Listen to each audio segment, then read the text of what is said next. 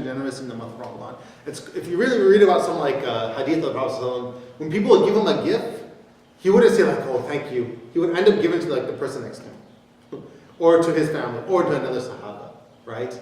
Even when he gets anything, like he will always share. He's always sharing it. That's why when he passed away, he barely had anything at all, right? That was just his nature to give to other people, even though he was in the most need of it.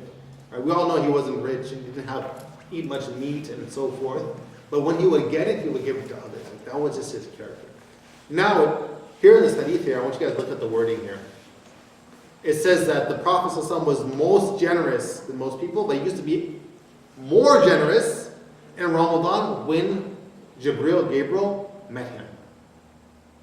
So hold on. If you look at that sentence, the Prophet used to be more generous when Angel Gabriel met him. What does that mean? That when Angel Gabriel came to him, he's like, I feel like I want to give out more. Right? What does it mean that when Angel Jibreel or Angel Gabriel meets him, he became more generous? Why would he become more generous when Angel Jibreel alayhi salam, right, comes and meets him? Is it because he gives him food and then he gives it to other people? Or he gives him money and then he gives it to other people? Why would the Prophet ﷺ become more generous when Angel Gabriel would come to him? The reward is higher. How? Explain. Because of the blessing of Ramadan, whatever you do, the reward is higher. You be generous. Okay, that's just Ramadan. What does that have to do with Angel Gabriel? So how does that connect to Angel Gabriel? Because he comes in Ramadan? Okay, yeah, that's true. He came in Ramadan.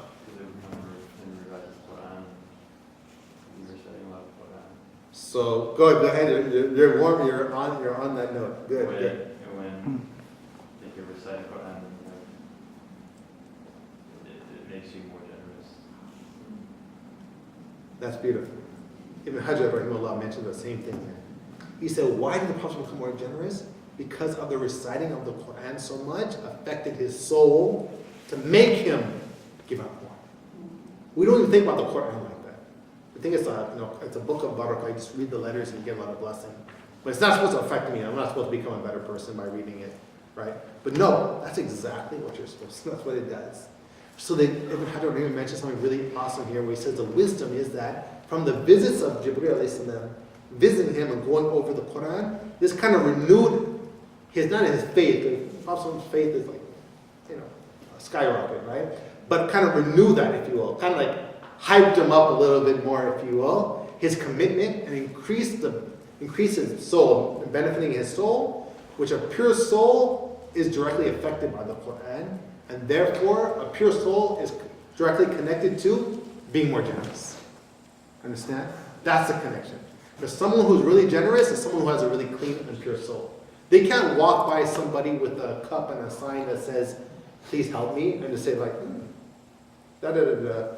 They can't do that, right? Some of you have been that where you want to walk and you're kind of like, oh, no, right? It's like killing you, and you're like, and then some of us like make the U-turn, and we come back and we give something in someone's hand, right? Even though you might say, that guy, I don't know if he needs it, he might use it for drugs, he might use it by beer, I don't know if he's Muslim, we have all these thoughts in our head. Shaitan likes to play with us, right? But that's good. That means you have a live soul. Like, alhamdulillah, you have a heart that actually beats. That's great, right? And that's how it should be. How do you get that alive soul? Is by reading this book. Now, hold on. If you read the book and you don't understand it, is that going to affect you? No.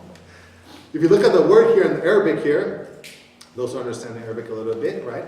The Prophet says that what? Yudarisuhu, from the word darasa, the word dars, that's studying.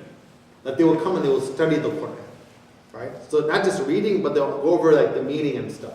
A little bit of a sense of that, right? Understand the lessons of it. And that would affect them so much where it will make them a better person. I don't know if any of you guys ever been like, I don't know if that ever happened to you before, where you become like, you had an argument, or you did something wrong, or something. And inshallah, you guys are all angels, I know. But I'm the only bad person here. And you pray, and you're like, oh, man. And your prayer makes you want to go apologize. You're like, right? And you know you're right and you don't want to, but you're like, how am I praying and how am I making dua? How am I reading Quran? And like, you feel wrong, and you say like, dang, like your salah like affected you. That's exactly what it's supposed to do. That's exactly what it's supposed to do. And then after Salah, you're like, wow. And then you go to your spouse, and you're like, I'm sorry, I know we shouldn't have done that. Even though I know I'm right, but anyhow, I just really know that. Okay.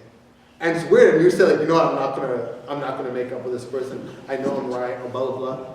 And then that Salah like, totally made you do a 180. Where now like you're doing this, whatever it might be, whatever the case may be, you know? And that's exactly, and you know if your salah is working on you, or your recitation of the Quran is working when you have those type of moments, right? It makes your heart, softer and so forth. That was one thing I was like telling my wife when we went to Egypt, we're studying more and so forth like that. And one thing about Egypt, one thing I just want to disclaimer, I love Egypt and I love Egyptians and I think it's a great place and you should visit it, but anyhow. Dealing with we're Americans, we grew up in this society, so everything has like a organization, to it. You stand in a line, you don't cut in front of somebody, someone cuts in front of you is like death, if you like kill that person. You never do that, And so dealing with taxi drivers is very tough over there because there's no meter. So you don't know how much the price is. So you're like, I don't know if I'm supposed to give you 10 or 10 or 100, I don't know, right? And so you feel like you're always getting ripped off all the time. And so you have to do like a lot of arguing. Like, no, I'm only paying you 10. No, you want this 20. And then it affects your soul when you're in a system where you're always arguing all the time. It's just like I'd rather just walk, so I don't have to argue with anybody. So I'll go home and I'll be like, really like feel bad. Like I've told my wife, like I can't live here. I can't function here anymore. I can't do this, And I don't know if Pakistan or any of the other places are like this. So you see, like in the market, there's no price tag on anything. I think I told you about that before. So you're arguing for like the price of bananas. Like life doesn't have to be that hard. Just sell the bananas and put a price tag on the bananas. Bananas. Okay, it's not gold we're selling here, And you'll see that it should affect your heart, And I feel like I was like depressed always over there. I just want to leave the house. And it's kind of good. I mean, it's sad and good at the same time. But the point that's trying to say is that, when you do have to do something wrong, you should feel bad. Remember we talked about what is sin? Anyone remember this is like a review now? I know you guys thought the hadith class we took earlier was like gone and it's done. We're never going to talk about those hadith again. But remember when those hadith class a couple weeks ago, how did the Prophet define itham, sin? What did he say? So I say again? Something that bothers you and you don't want people to know about. Something that wavers in the heart and you don't want other people to find out about. Right? But it wavers in your heart like you're like, right? Exactly, right? And so that's exactly what is here. Like, it's opposite to when the Prophet said that what good is what makes you feel good in your heart. Right? And that's exactly here. Ramadan and this whole thing is supposed to make you feel more generous. Generosity. You might hold on to that and be like, make me more pious, make me feel like more religious. Well, being generous is being more religious. That's exactly, the Prophet tried to make that connection here in this hadith. That's what it's supposed to do. You're supposed to give out. Even though that's like the 10th fundraiser, like you just heard about. Like every night there's another person that comes in the masjid. This relief agency is here. This relief agency is here. Helping Hand comes, making relief, and Islamic relief, and then, anyone's relief, Ahmed's relief comes, like, what am I supposed to do? Am I supposed to donate every single night? Or like, what am I supposed to do, right? But this is how it is. It's supposed to make you more generous. Even though you just did that last night, you're still giving, right? I know sometimes, like, in my role, they tell me to go do a fundraiser sometimes. So I always ask the big question. Did anyone do fundraising the night before? Because I want to know before, who am I talking to here? And some people's like, yeah, they just did a big fundraiser yesterday for the masjid. So I was like, okay, that's great. Thank you so much. I didn't book me for another night. But he's like, no, inshallah, inshallah, people will give, inshallah. And I was like, this is going to bomb, I'm going to be up there like an idiot, telling people, save yourself from Jahannam. The guy said last night said, save them from Jahannam. And like, subhanAllah, and raise 10,000. Like, and that was my goal, 10,000 for that night. This was, I went to like Kansas City and so forth. And so alhamdulillah, like Allah gives you that generosity. Alhamdulillah, it's like that. We all know, we all experience it. So let's go back to this here. That this is one of the reasons why it's supposed to, that Jibril will come, alayhi salam, because of the reading of the Quran, made him what? More generous. Even the Prophet was already generous a lot, right? And how do you define generosity? One thing, it's a beautiful saying here. Generosity is giving what is deserving to whom it is deserving to, right? Like, generosity is giving what is deserved, like what you're supposed to give to those who you're supposed to be giving it to. Right? And which is more general than just charity. Right? It's just like giving in general, right? It's not just like charity, if you will. It's like a little bit more, we say more general, if you will. Also, Ramadan is a season of goodness and prosperity. And Allah subhanahu wa ta'ala's blessing upon a person is more than any other month, right? Than he does in Ramadan. We all know that, right?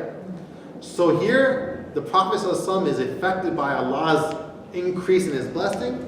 So the Prophet ﷺ is following Allah's trait, his action, which is beautiful. Allah gives more in Ramadan. So the Prophet ﷺ is following this path that Allah has made. This character, this trait, this example. So here, that's something Ibn Hajar rahimahullah mentioned in his commentary here, that the Prophet ﷺ is only doing what Allah is actually doing himself. Right? He also increased his blessings, so the Prophet ﷺ increased his blessings. So imagine me and you. Right? We should just take the lead of Allah subhanahu wa ta'ala, if you will. Right? This is what he's doing. But it was also mentioned that in another narration that the Prophet ﷺ, that Jibreel alayhi salam came to the Prophet ﷺ the last year before he passed away, came to him twice, and they revised the Quran twice. Why? Because this is a hint that the Prophet ﷺ was going to pass away, to make sure that all the verses he knew very well. Which kind of is a nice rebuttal to those people that say like the Quran could have been changed and it could have been wrong. The Prophet ﷺ could have made a mistake.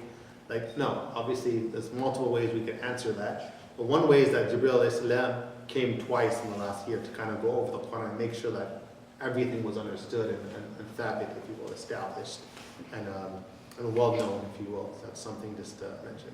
So if the let's go back to the hadith here really quick. So if Jibreel alayhi salam used to come every night in the month of Ramadan, how many times did he come? About 29 or 30 times, right? And so the scholar said, how much of the Quran did they revise every night? Probably around a juz. So they said that reading a juz and Taraweeh is actually like a sunnah of Jibreel alayhi salam and Prophet ﷺ. So that's why Imam Abu Hanifa rahimahullah mentions that his opinion is that it's a sunnah to finish the Quran and Taraweeh in Ramadan. Because going to the example of what Jibreel alayhi salam did with Prophet ﷺ every night in Ramadan. That's where we get that whole finishing the Quran, we have to finish the Quran. Some people say that's okay, you don't have to finish. Well, that's true, you don't have to. But they said that it's a sunnah, right? So we shouldn't fight in the masjid if they don't finish or something, right? But anyhow, this is where the whole concept comes from. If you ever wonder where that concept comes from, it comes from this, if you will.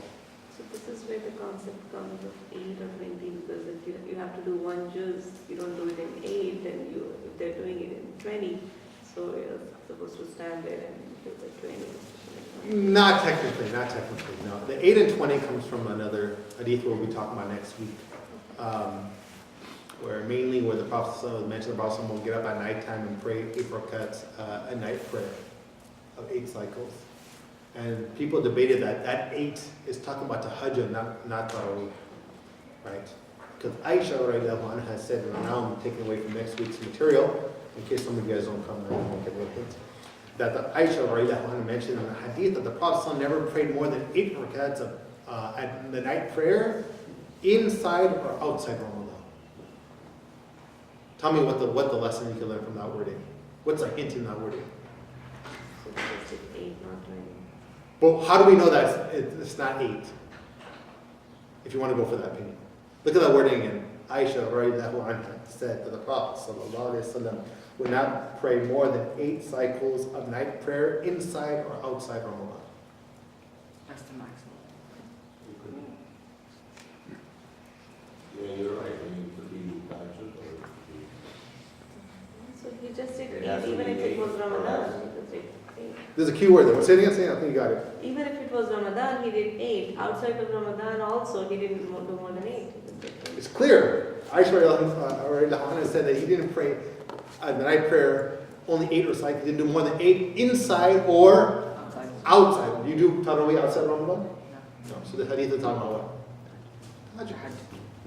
That's why those who have the opinion of 20 said that this is why we need to why 20 is established, not 8. And those who come with the 8 really come from this hadith. And there's some other hadith too, which we'll talk about next week. So that's why it's really 20 that you really should. And obviously there's a lot of strong emphasis from this, from Umar radiallahu anhu. He established it 20, right? And so they all did. So that's why, he would have done 8. He would have known more than anyone, right? So that's why you should do 20. I mean, it comes down to you do as much as you can. So I often hear shuyukh say the scholars when they're talking about like discussion of a hadith or something. So could you clarify who exactly the scholars are? Are they like contemporary scholars? Are they like, what are their names? I always get confused, like, who are these ulama? I thought it was someone named ulama. Like, who's this guy? He knows everything, mashallah. Right? So ulama is just the plural word of alim, scholars, right? So when they said the scholars have talked about it, so that could be, it's really relative to who's saying it and what that person means. So usually that means is talking about the 4 imams.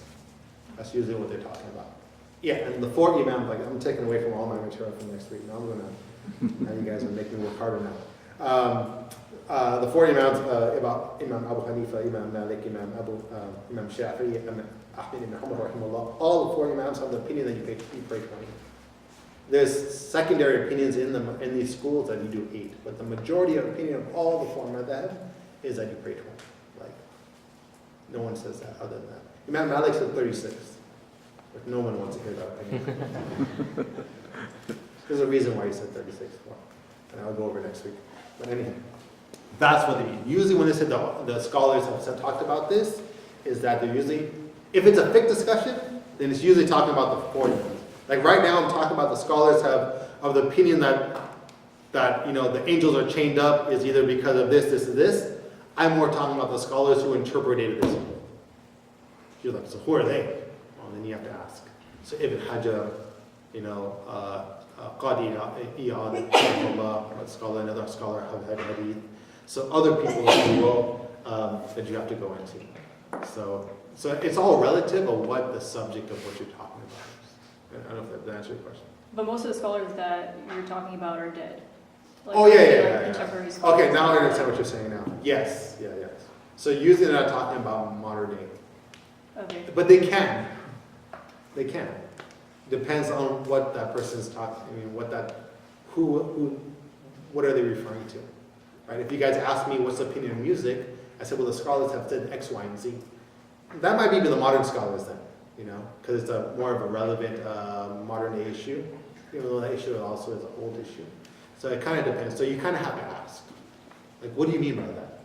Oh, and then the person has to explain. So if you would have asked me about the opinions of the angels being chained up, I'll tell you, okay, Ibn Hajar, Qadi Iyad, Maliki scholar, he mentioned that. He mentioned these type of things, if you will. So I'm not talking about Dr. Siddiqui. I'm not talking about, this person, or, Yasir Qadi, or, Imam Omar Suleiman, for example. So it's a relevant term, and you have to ask to find out to make sure what they're talking about. Okay, but to be like a contemporary scholar, that definition would just be like having a degree in Islamic studies from like Islamic University of Medina or Al-Azhar, or some kind of like bachelor's degree in Islamic studies. You could be called a scholar. So that's the issue in Islam. We don't have this like kind of like Christianity, a little bit where they have bishops and they have all type of different type of categories. I'm not talking about chess, I'm talking about the rules. And so here we don't have like a mufti degree. There is mufti programs, right?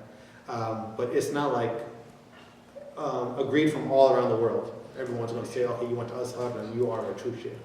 You went to the University of Medina, you're a true sheikh, right? You went to IOK, you are a true sheikh, right? So that's our issue in Islam. And so there's no one to give you that final step. But it's always good to say, like, where did you study from? And that's a good barometer to use as a criterion to see who really is a scholar, who's just a YouTube guy, on making opinions online and stuff like that. So it's more for that person to decipher. Yeah, because it sometimes seems like you throw out that term like arbitrarily, and then when you like specifically are like, well, what defines a scholar? Like, what credibility can we use before we take somebody's opinion? I guess is like, how can you define what opinion is credible and what isn't? So you have to find out where that person got that opinion from and ask them, like, where did you study? Like, where did you get that opinion from? If you don't mind, I'm trying to put you down. Like, Oh, okay, yeah, I took it from Sahih Bukhari. Oh, I took that from this one. Okay, and then you judge that, even if it's Joe Small in the corner, right? And he said like, okay, fasting is broken because of this. Where do you get that from? Oh, because it's on this hadith or this book. Okay, that's great. Even though he's Joe Small, right? So, but the thing is that usually you don't want to keep on asking someone every 5 minutes, where do you get that opinion from? Where do you get that opinion from? And everyone get annoyed at the end of the lecture, right? So that's why you only want to go to people who either are known to have knowledge from that community that accepted that person, and you, the community, only accept that person. That is because of their known to have knowledge, right? Like Sheikh Abu Haytham, you know, this person, that, you know, this Imam, Dr. Siddiqui, right, etc. And also, I think it really helps that they do have a degree in that field. Now, the reason why I'm hesitant to say that they haven't, we're really off topic now, but anyhow, why you need to have a degree, because back in the day, they really didn't have degrees. It could be someone really knowledgeable, and he sat in a jungle, or he sat in the desert with X, Y, and Z, but he doesn't have like a paper that says like, I went through 3-4 years of college and I took X, Y, and Z. But he could be more knowledgeable than someone who studied in a 4-year university. That's why I don't want to just cut off and say, but now it's like, you know, it's almost like institutionalized where they have universities now, almost to an extent. There's still some countries where you go to Mauritania and stuff like this, where like Hamza Yusuf, like, you know, he doesn't have necessarily a university with him. Who would say here he's not a scholar? Or he doesn't know what the heck he's talking about, or like he's not really knowledgeable. I mean, I really doubt anybody would say that, you know, you can just tell. But he went to Mauritania, sat in the jungle, or sat in the desert and studied with X, Y, and Z, you know. He started up his own college, right, if you think about it, right? So these will be the exceptions, if you will. I'm not, Allah, I could be wrong. I don't think he has a official degree from an institute, if you will. So, I don't know if I answered your question, but that was a big answer to it. Yeah. Probably get more confused. I'm confused. But anyhow, but no, like I'm saying, it's hard to kind of like, to like cage it or put it in a cage. Like, these are only the scholars, if you will. But don't you think it's like necessary at some point to define when a source is credible or not credible? Exactly, yeah. We have the Council of Scholars here in Southern California. We created one, and we're only allowing people who have a 4-year degree in it. So, and some local imams, they've been imams for 30 years in the masjid, but they didn't have one. They don't have a degree, so we're not including them in it. So only the brothers who are in it are those who studied at the 4-year university, whether that might be, whatever the university that is, and they're the ones that, so we kind of made exactly what you're talking about. We're looking for something like that. But let's go to the next hadith, inshallah. Questions, comments on the last one about generosity? So once again, we're talking about planning for Ramadan. This should be on your bucket list. For what should I do in Ramadan? I should be generous, right? And whether that is, and remember, if you guys took the hadith class, that's why it's important to like join classes, because everything kind of relates together. That we say sadaqah, and if you guys remember the hadith we took in the hadith class, the Prophet said that sadaqah is what? Not just giving, but he said what? It's a good word. It's removing something from the street. It's helping someone else, if you will. And he called all those things a sadaqah. He even said that spending on your family is a sadaqah. Right? You get rewarded.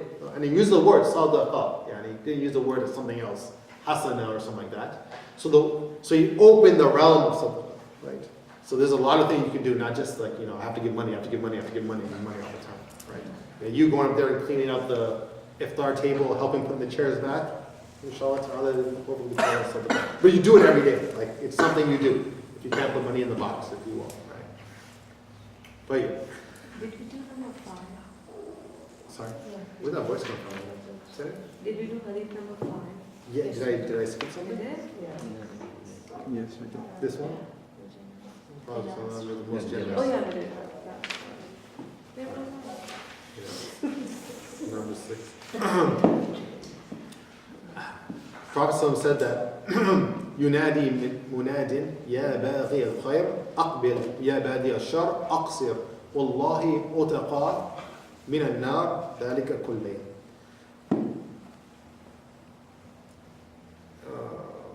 I put the whole hadith here. I wasn't supposed to put the whole hadith. So let's go to the end of this hadith here, where it says that a caller calls. Let's start from there, because the first part of the hadith we kind of already took earlier about the shayateen being chained up and so forth. I want to actually focus on the second part of the hadith. A caller calls every night in the month of Ramadan. O seeker of good, come near. O seeker of evil, stop. For For there are some who Allah subhanahu wa ta'ala frees from the fire that is from every night. So every night Allah subhanahu wa ta'ala frees people from the fire. Fire Jahannam we're talking about here. Like that is like amazing to be part of that group, right? To do that here. So who does Allah subhanahu wa ta'ala free from this fire every night, right? If you look from the hadith and relate it back to the wording here, is what those who are doing good, right? And that's general, I know, right? Where it says, oh, caller of good, come near, and those who are doing evil, stop, right? And then the Prophet says, what after that? That what? That those, Allah subhanahu wa ta'ala frees those every night from the fire.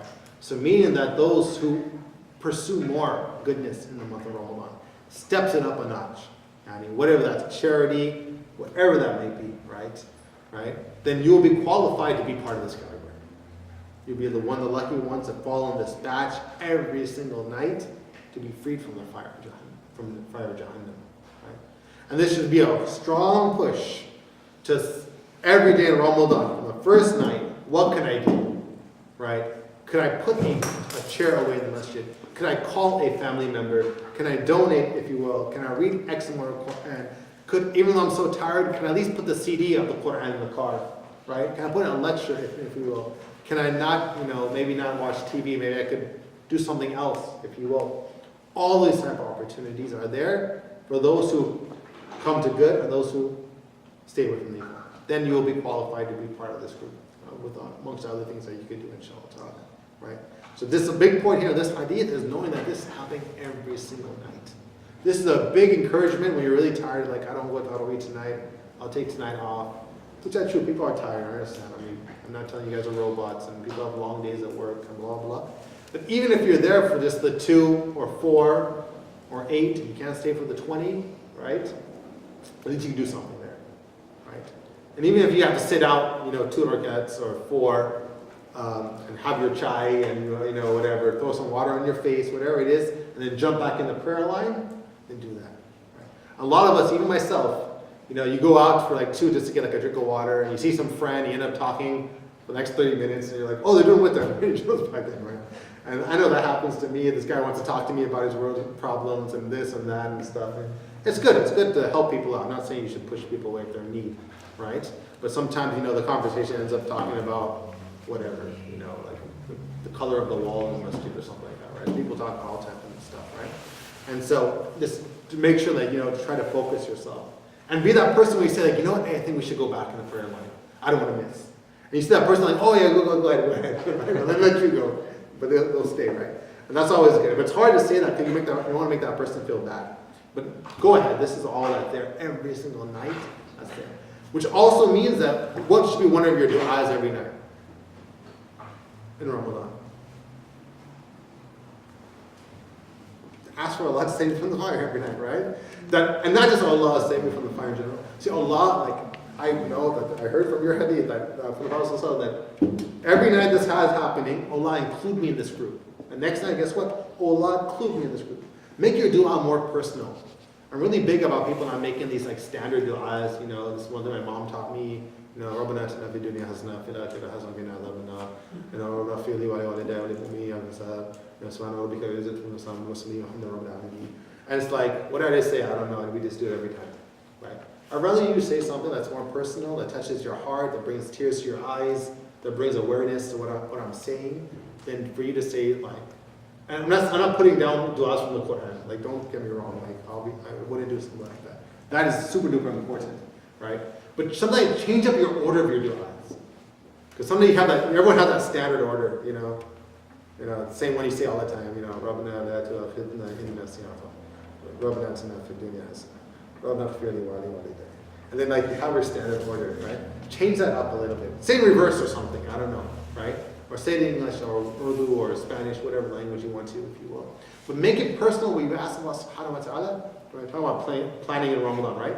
Allah, make me from this group that gets free tonight. Like, I don't want the next group for tomorrow. I don't want the next week. I want tonight. Allah. And there's nothing wrong to demand that. Because you're not like being pushy or pushing Allah around and stuff like that. No. It's part of dua, it's part of begging and demanding. Allah, please, save me. And the next night you do the same thing, right? Next night after that, etc. Right? So add that into your planning in your Ramadan, to add that dua. Now you know that this happens every night.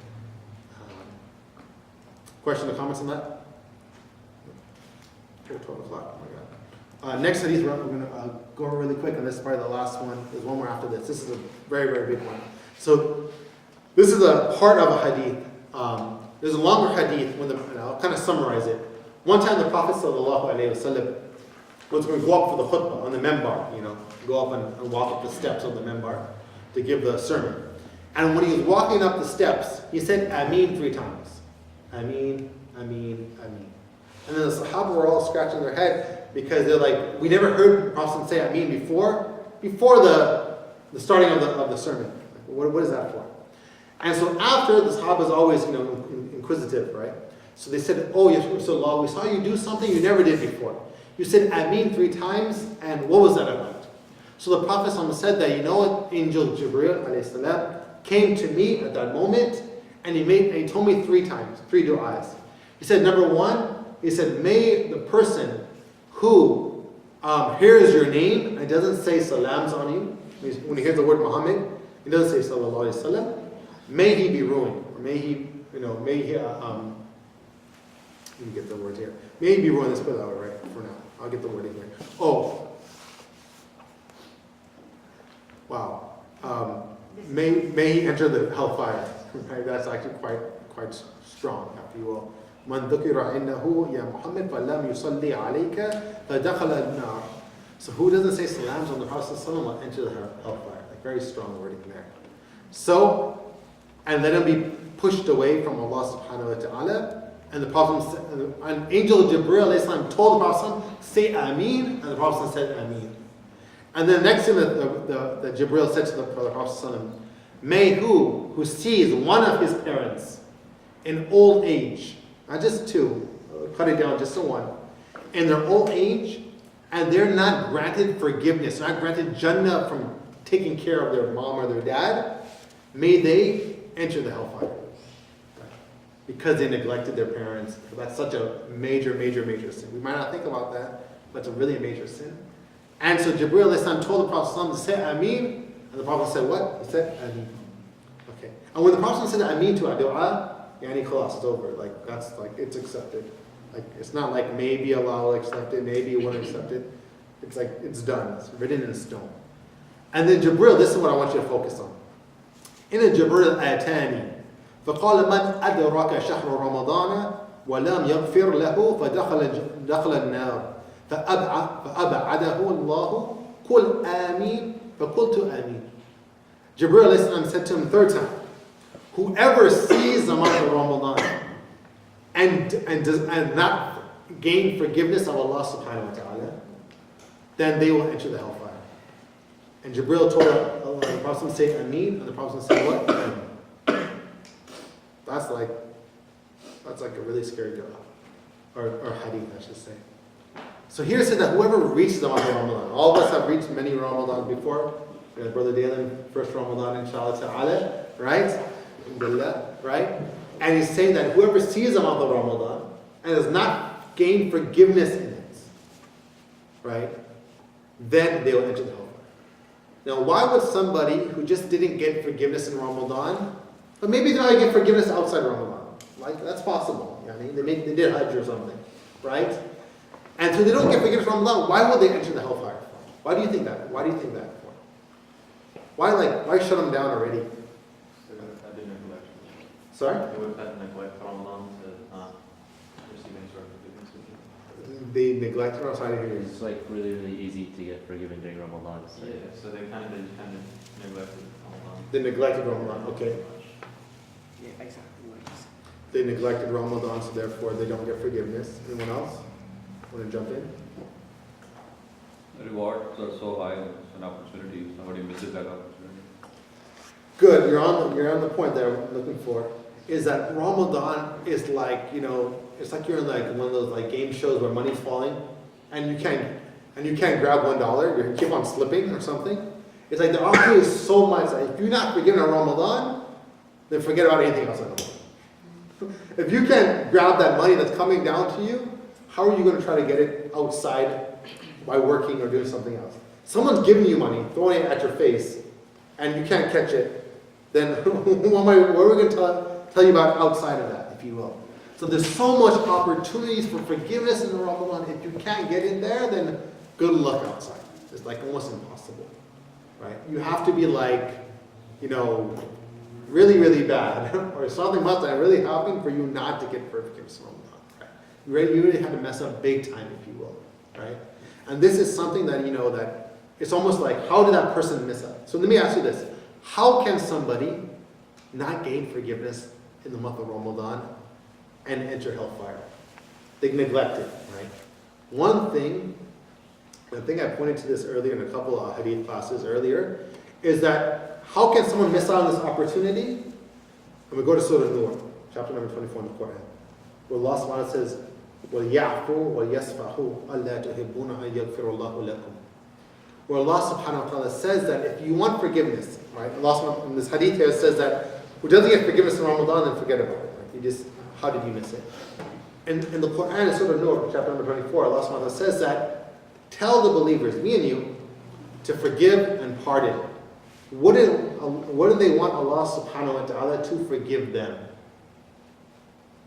So when I ask you, how can someone not miss forgiveness in Ramadan? What would you answer to me? They don't ask for it. Not that they don't ask for it. They didn't figure it out. But they weren't forgiven in the month. Yeah.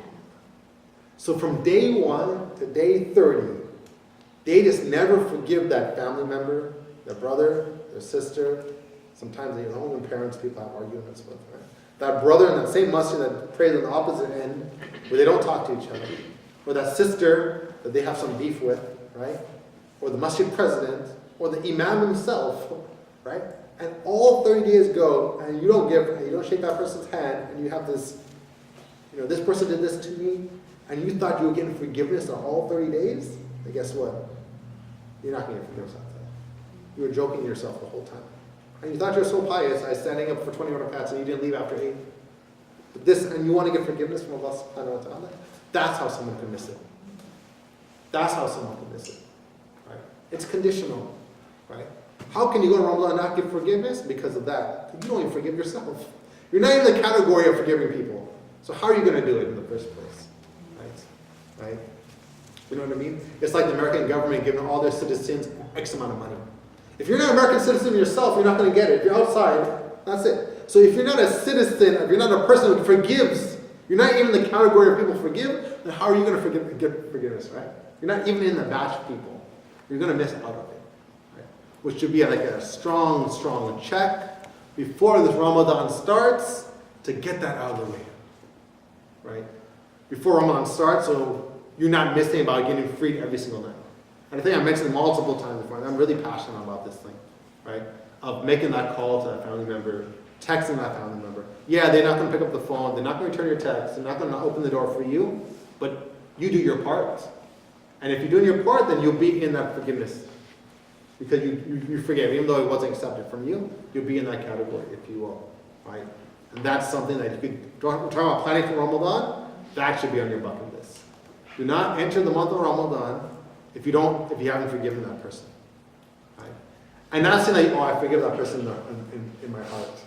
No. Let that person know that you forgive them. Okay? Whether that's a text message, a phone call, you have everything now. You have Facebook Messenger now, like, I don't know, you have Viber, whatever you want to pick now, right? You know, whatever. You can tell a friend to tell the other person, I don't care. Right? That's the best preparation you could do if you take anything away from this class. Right? This session is to do that. Save yourself from the fire by forgiving others right now, right? Because you'll be forgiven for Allah subhanahu wa ta'ala. That's a big check. Right. Last hadith I want to give, which is really a really cool hadith. Hadith of Talha ibn Ubaydullah, right? Long hadith, but anyhow, it's like beautiful. Where I will read it inshallah. Talha ibn Ubaydullah mentioned that I saw in a dream that I was at the gate of paradise. And I saw two men. Someone came out of paradise and admitted the one who had died last, then the one that came out and admitted the one who had been martyred. Okay, let me tell you the hadith here. So here, Talha Ubaidullah is at the gate of Jannah. Okay? There's a person who was died as a martyr, which is like the highest like level of like dedication to the religion. It's the highest level of dedication to your country, right? The Purple Heart, right? If someone in the army or the Air Force, if someone dies here in America, you get like Purple Heart's the biggest reward because they put their life out for the country, right? Same thing here. Some who died as a martyr, right? And some person who died after that martyr. But he didn't die as a martyr. He just died later on.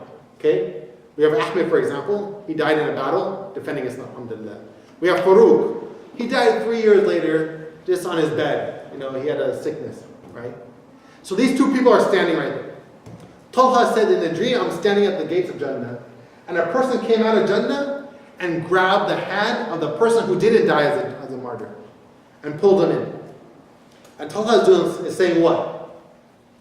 Hold on, he died as a martyr. Why didn't he get pulled in first?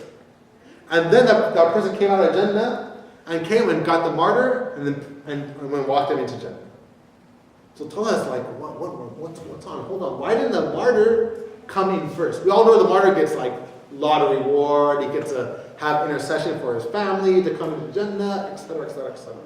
So what's going on here? So the man told the person, go back, it's not your time. To the guy who martyred. And then he came and brought him in. Okay? That's what the wording here says. So the next morning, Talha told the people of this. He's like, guys, I saw this dream.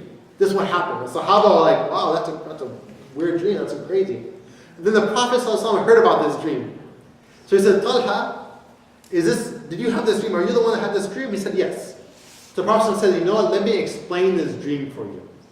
Right? So he said, why are you so amazed? The Prophet said, why are you so amazed? He said, O Messenger of Allah, the first one was the one who strove harder, and he was the one that was martyred, but the other one was admitted to paradise before him. Right? That's the strangeness of the dream, right? The Messenger of Allah ﷺ said, did he not stay back behind for another year? The person who didn't die as a martyr, he was alive for one more year than the other person. Okay, what's the issue, right? They said, yes, he did. He died after the martyr by 1 year. And the Prophet said, and did not Ramadan come? And he fasted. And he offered such and such prayers during that year? They said, yes, O Messenger of Allah. The difference between them is greater than the difference between the heavens and the earth. Meaning that since that person saw one more Ramadan than the person that died as a martyr, was the reason why he entered Jannah before the martyr. Just because of that Ramadan. Not because he fought in another battle or because he fought in 2 battles. He only fought in 1 battle, none of that. He said just because Ramadan pushed him ahead of the person who died as a martyr. Because he saw one more Ramadan than the other person. What's telling you about Ramadan? That's why I said take off of work on the last 10 nights if you can. Right? Forget about your Hawaii trip. You know? Just like, Daddy, take off that time. Or at least on the 27th night. Because this is a major, major factor this month. This month is like underrated big time. You hear so much about it, and then we're like, yeah, Ramadan, yeah. Right? This is my 27th Ramadan. Okay, I'm kind of like jaded. Right? That's why you have to take a Ramadan prep course to kind of like revive yourself. Like, oh, my Ramadan. Like, wow, it's important. I forgot. Right? You know? And so that's how we begin this month. That's the best preparation that you can get. And look what the Prophet says, because he offered such and such prayers in that month. He didn't notice any other thing. You know, I'm not saying the Quran is not important. I'm not saying some of the thoughts is not important. But he said because he offered so much prayers in that year, and he fasted in Ramadan. So there's 2 things. Prayer in that year and the fasting of Ramadan. Sorry, not just the prayer in Ramadan. Sorry about that. But he came and he fasted in the month of Ramadan. So all those blessings pushed him over greater than the reward for a martyr. Right? And that's all opportunities coming for us in a couple of weeks. Either, inshallah ta'ala, you're going to benefit from it. Inshallah ta'ala, we are, because we're taking this course. And Allah sees you guys all, your names are registered, inshallah ta'ala. Right? Not on that piece of paper that was going around, but with the angels, inshallah ta'ala. And they're going up, and like these people actually took like Ramadan serious. You know what I mean? They didn't see the flyer Ramadan prep course. What's that about? Right? No. Right? They're like, wow, I want to benefit from this. Whatever I could benefit, 1 or 2 hadith I benefit from, Inshallah ta'ala, let me benefit from it, inshallah ta'ala. So this is a couple of hadith that I wanted to go over. I wanted to go over preparing also and do's and don'ts of Ramadan. I'll just postpone that to next week because it's 12:15. Sorry about that. Any questions or comments from any of the hadith that we went over, or anything in general? Inshallah ta'ala, you find that beneficial. Like I said, some of these hadith you hear, but once you hear it again, it kind of like, oh wow. It kind of like, you really heard it like 12 times already. It's just, that's all about, that's what the deen is about. That's what the Prophet said, the deen and the nasiha. The deen is good advising. It's all it is, advice. And that's what you kind of need. You just need it over and over again. So we ask Allah subhanahu wa ta'ala, Ya Rabbil Alameen, Ya Rahman Rahim, Allah subhanahu wa ta'ala help us take advantage of this month of Ramadan. Help us prepare, Ya Kareem, Ya Rabbil Alameen.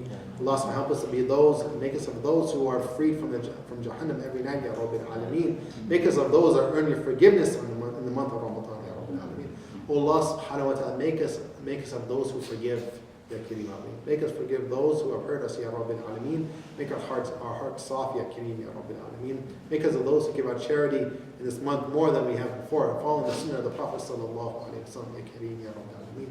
سبحانك اللهم وبحمدك نشهد أن لا إله إلا أنت نستغفرك ونتوب إليك بسم الله الرحمن الرحيم والعصر إن الإنسان لفي خسر إلا الذين آمنوا وعملوا الصالحات وتواصوا بالحق وتواصوا بالصبر سبحان ربك رب العزة عما يصفون وسلام على المرسلين والحمد لله رب العالمين جزاك الله خير and Allah subhanahu reward all of you inshallah ta'ala we'll see you next week. Assalamu alaikum wa rahmatullahi wa barakatuh.